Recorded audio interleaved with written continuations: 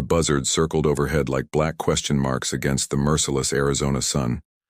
Ezra Thornfield's cracked lips tasted of copper and dust as his horse collapsed beneath him, breath rattling like dice in a tin cup. The desert stretched endless in every direction, except west where impossible green shimmed through the heat waves. Water, or death's final hallucination.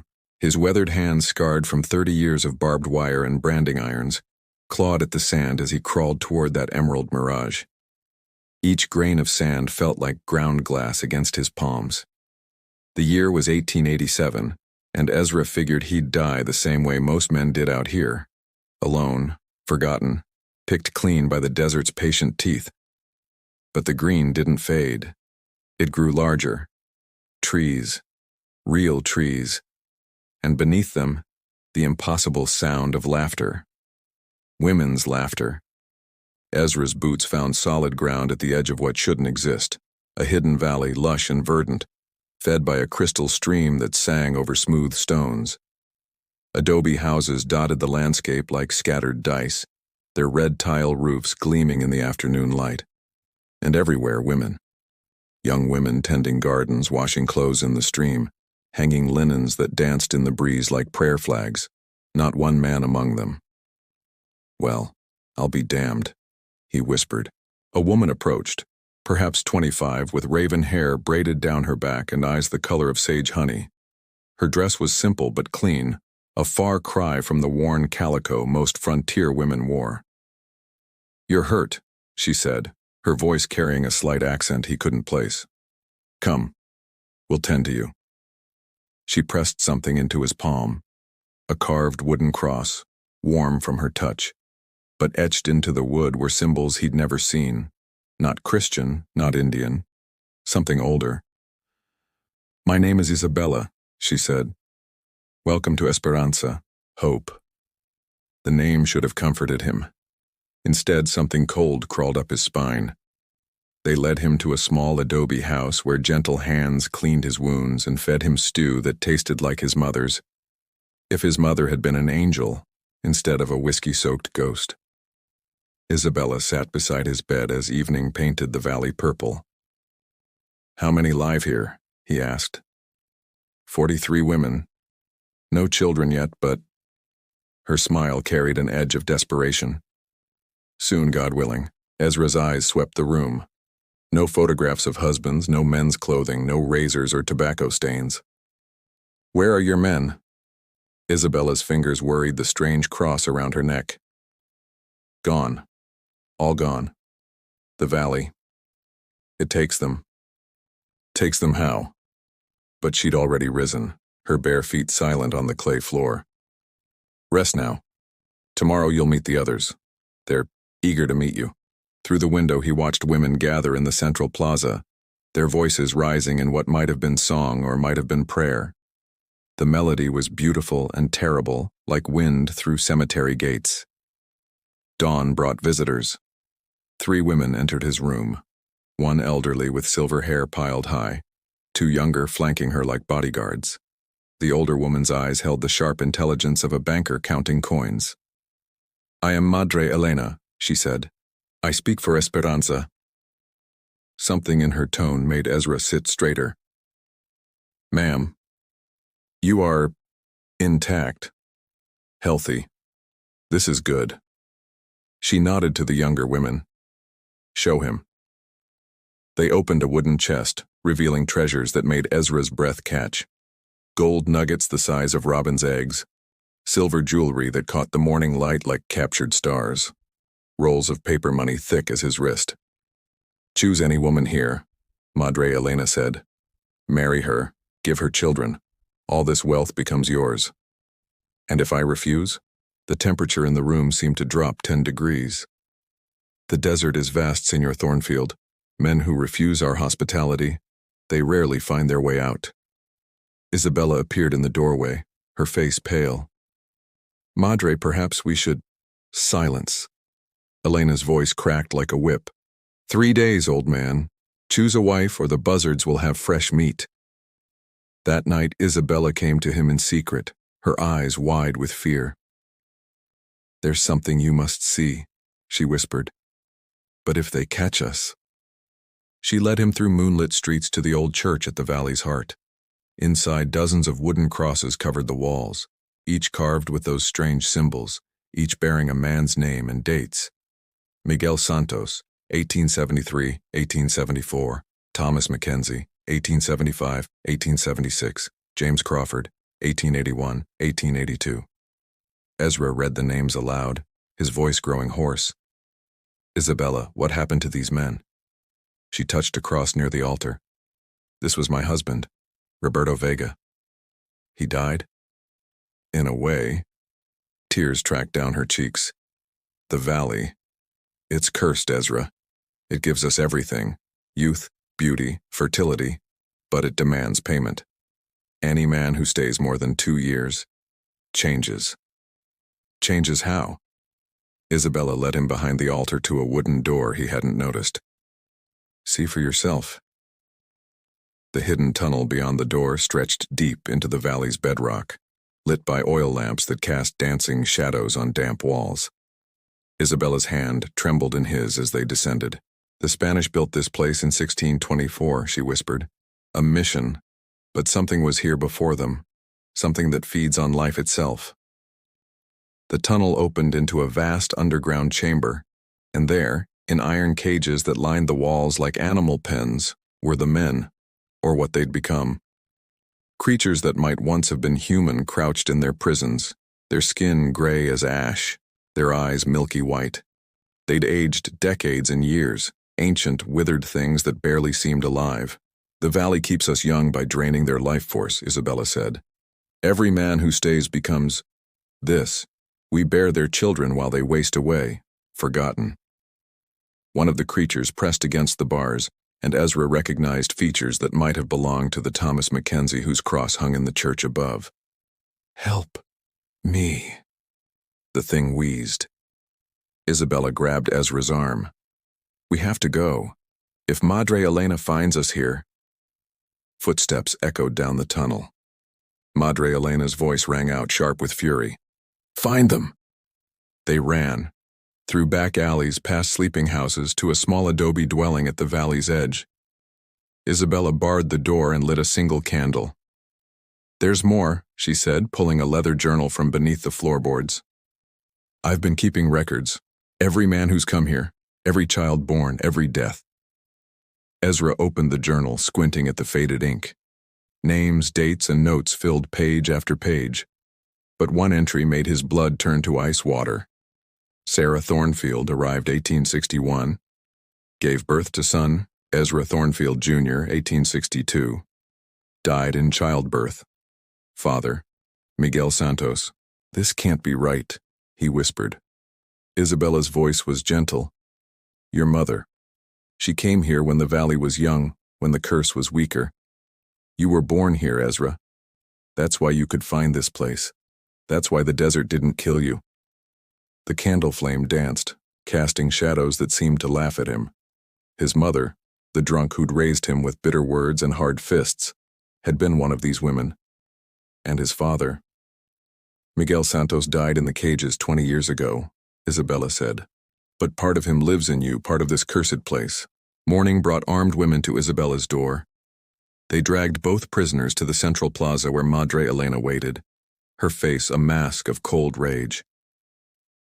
You've seen our secret, she said to Ezra. Now you understand why no one leaves Esperanza. Let me go, Ezra said. I want no part of this. Elena laughed, the sound like breaking glass. You cannot leave, fool. The valley has already claimed you. Feel it in your bones, the strength returning, the aches of age fading. You drank our water, ate our food. The transformation has begun, and God help him, she was right. His arthritic hands no longer ached. The scar on his leg from a Mustang's kick had faded. Even his vision seemed sharper. But I offer you a choice, Elena continued. Marry Isabella. Give us strong children. Rule beside me as Esperanza's patriarch. Or join the others in their cages and watch your life drain away drop by drop. There's a third option, Isabella said quietly.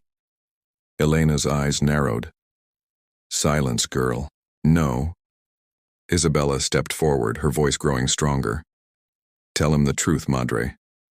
Tell him about the ritual. About how the curse can be broken. You stupid child.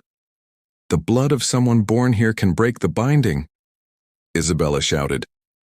Ezra's blood can free everyone. Elena's composure cracked. If he breaks the curse, we all die. Do you understand that, you fool? We'll age decades in moments. Everyone who's lived here will crumble to dust. Ezra looked around the plaza at 43 women whose faces now showed their true emotions. Terror, desperation, hope. They'd been prisoners too, just more comfortable ones. But the men in the cages, he said slowly, they'd be free. They'd die anyway, Elena spat. They're too far gone. But we could have centuries more life. Isabella gripped his arm. The children, Ezra. Think of the children who would be born free, not cursed, not bound to this place. The choice crystallized with brutal clarity. Save 43 women who'd lived unnatural lives by enslaving dozens of men to a fate worse than death. Or destroy everyone to break a curse that had lasted 3 centuries. His mother had made her choice, accepting the valley's gifts to save her own life. She'd lived and died selfish, bitter, alone. What kind of man was her son? I need time to think, Ezra said. Elena smiled coldly. You have until sunset. Then you choose a wife, or join the cages. But Ezra wasn't thinking about wives. He was remembering his childhood, the stories his mother told when whiskey made her tongue loose. Stories about a valley of women, about curses and blood, and choices that echo through generations. She'd told him one more thing. Something about the heart of the curse, a stone altar deep beneath the church where Spanish priests had tried to bind something that should have been left alone. That evening, as the sun bled red across the desert sky, Ezra made his choice. He walked to the church past guards who assumed he was praying, down the tunnel to the chamber of cages, past the withered men who reached through bars with desperate fingers, deeper still, to chambers Isabella hadn't shown him, to a place where the air hummed with malevolent energy. The altar squatted in the darkness like a cancer, black stone carved with symbols that hurt to look at, and embedded in its center, a crystal that pulsed with sickly light. So you found it. He turned. Madre Elena stood in the tunnel mouth flanked by armed women. You can't stop me, Ezra said. I can try. The women raised rifles, but Ezra was already moving. His enhanced strength, the curse's gift, let him wrench a stone from the tunnel wall and hurl it with deadly accuracy. One rifle spun away, then another. But more women poured in. Hands grabbed him, dragged him back. Elena pressed a knife to his throat. You would kill innocent women for the sake of monsters who are already dead? I would kill 43 people to save dozens more, Ezra replied. And to make sure no other children grow up the way I did, cursed from birth, shaped by something evil. Then you'll die a hero's death. And Isabella will bear your cursed child whether she wills it or not. The blade bit into Ezra's neck and stopped. Isabella stood behind Elena, her own knife pressed to the older woman's spine. Let him go. Child, you don't understand. I understand perfectly. Isabella's voice carried new authority. I've lived with this curse for 15 years. I've watched good men become monsters. I've buried friends who couldn't bear the guilt anymore. It ends tonight. Other women entered the chamber. Young faces, old faces, all showing the same exhaustion, the same desperate hope. We've talked, said Maria, a woman whose husband's cross hung in the church above. While you 3 fought, we decided, better to die free than live as prisoners. Elena's face went white. You can't be serious. We are. Isabella pressed her blade deeper. Step away from him, Madre. Let Ezra do what must be done. Elena's knife clattered to the stone floor. You're all fools. You're choosing death. We're choosing life, Ezra said. Real life. Not this twisted mockery. He raised the heavy stone above the cursed crystal. For a moment the chamber fell silent except for the distant groaning of caged men and the whisper of underground wind. "For my mother," he said, "for the man I might have been, for the children who will never know this curse." The crystal shattered with a sound like the world ending. Light, pure and terrible, flooded the chamber. The earth shook. Somewhere above, the cursed men were screaming, but not in pain, in joy. The women around him began to change. Wrinkles appeared on smooth faces. Gray touched lustrous hair. Elena crumpled like paper, her stolen centuries demanding payment at last. Some dissolved entirely, those who'd lived too long on borrowed time. Others merely aged to their proper years. Isabella's face lined slightly, but her eyes remained young. "It's done," she whispered. Above them, the sound of collapsing buildings echoed through stone.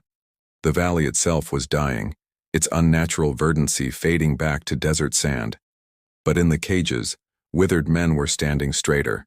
Color returned to gray skin. Miguel Santos, Ezra's father, looked up with clearing eyes. "Mijo," he whispered. "My son?" 6 months later, Ezra stood on a ridge overlooking what had once been Esperanza.